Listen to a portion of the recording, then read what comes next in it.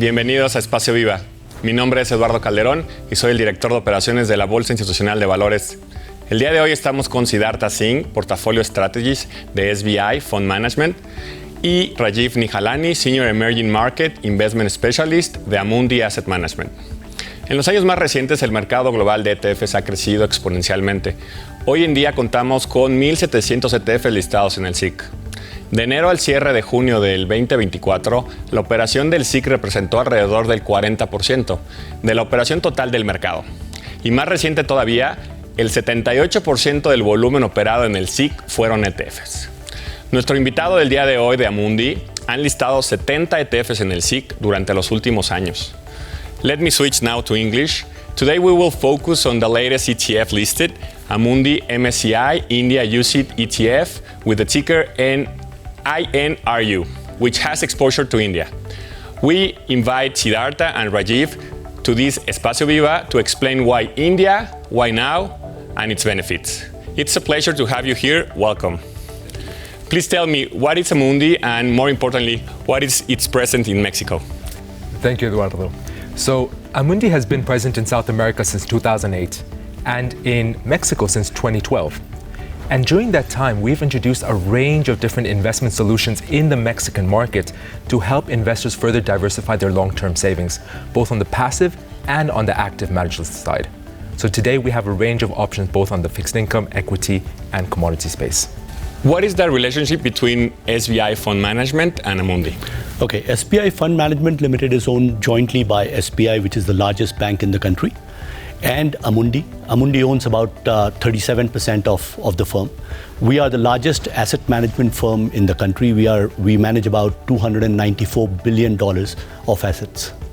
What factors do differentiate India from other emerging markets?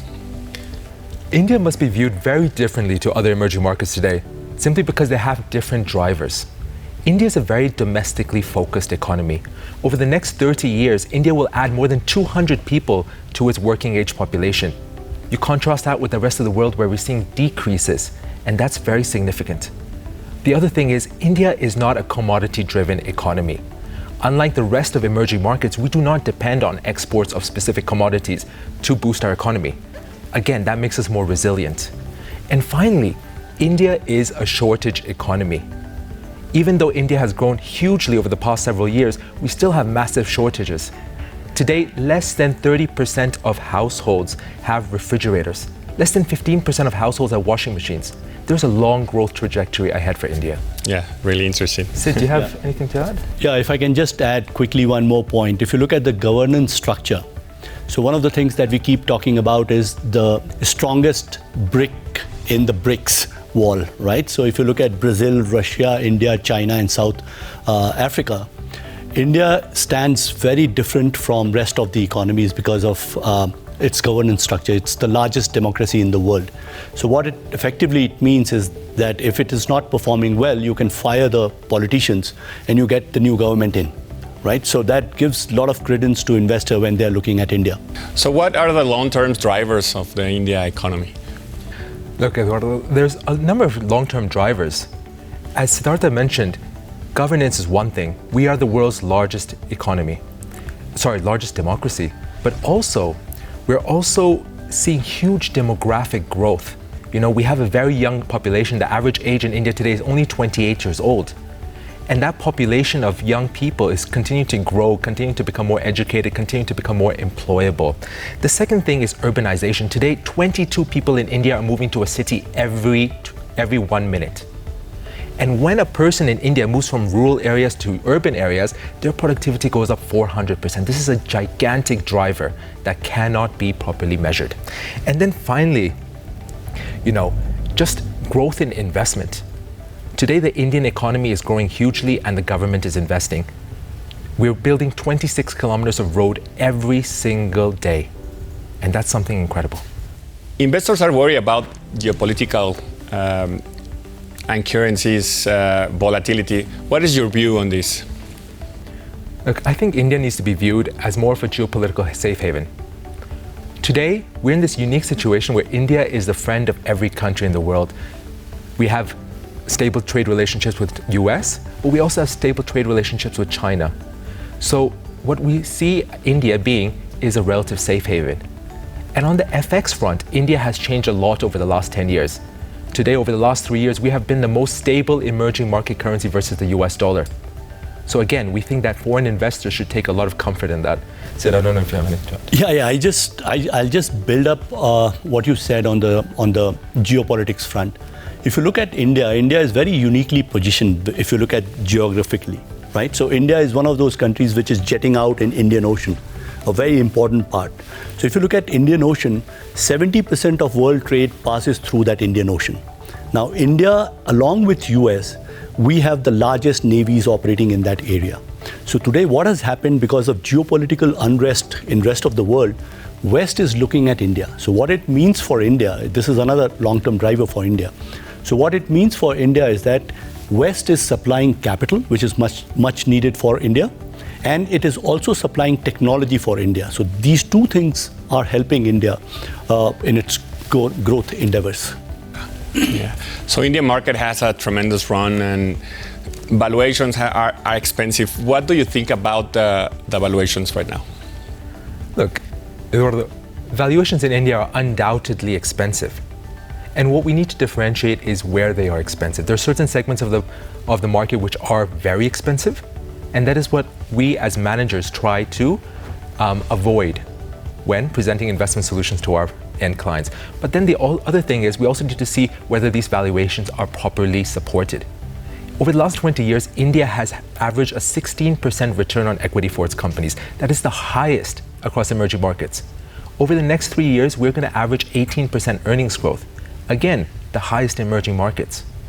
So yes, while India is very expensive, it is also very well supported in our view. So, Sid? Yeah. I mean, you've summed it very well. So if you look at from the top down, so if you look at averages, as the saying goes, averages hide more than they show you anything.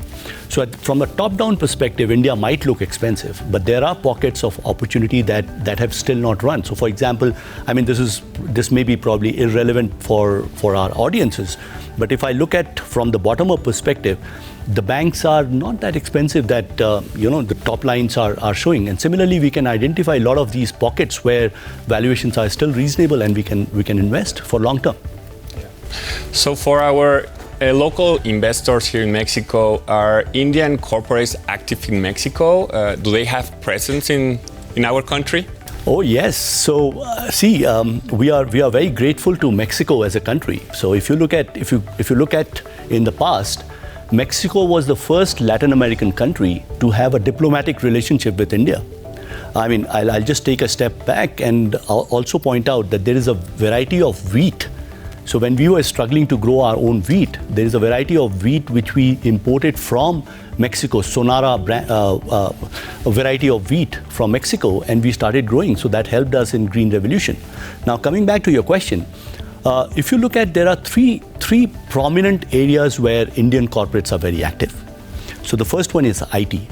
So you name any IT company, the big IT company from India, they all have operations in Mexico. The second one is auto. So we once again we have a dominant presence here. A lot of our auto companies are operating here. And thirdly, the pharmaceutical companies. Once again, so a lot of these are pharmaceutical companies are operational here. So we share a very good diplomatic economic relationship with Mexico. Nice. So we have talked about India, but tell us more about the ETF and INRU. Why is it attractive to the investment community here in Mexico, and what are the benefits? Look, Eduardo, over the next 5 to 10 years, we think that India is going to be one of the best, if not the best, performing emerging markets. And as a result, we think that investors should definitely be taking exposure to the Indian market. What INRU provides to investors is a way to easily gain exposure to India through a number of stocks that represent all sectors of the economy. And it's easily accessible to retail audience in Mexico. Yeah. So finally, tell us about the options and range of listings that Amundi has in our SIG market. Sure. So look, since 2018, which is when we listed our first ETF in the SIC market, today Amundi has more than 70 ETF options available in Mexico, and they range across equities, fixed income, and commodities. So a wide offering. More importantly, what Amundi has as the leading European asset manager, but also a leading player in the ESG and responsible investing space, is that we have a number of sustainable investing options. So what we provide to investors today is access to all geographies, all asset classes, but also a way of different investing styles that fits all of their criteria. So thank you, Rajiv. Thank you, Siddhartha. It was a pleasure to having you here in Viva. Y nos vemos en el siguiente espacio. Gracias.